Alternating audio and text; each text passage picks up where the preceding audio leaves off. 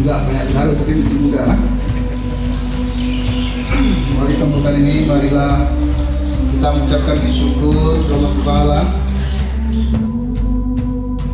Universitas Muhammadiyah Mahakarya Aceh, tentu di hadapan kita bersama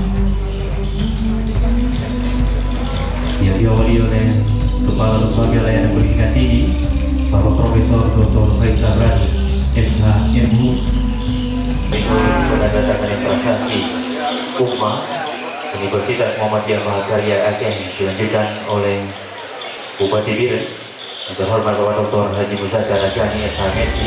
4, 3, 2, 1.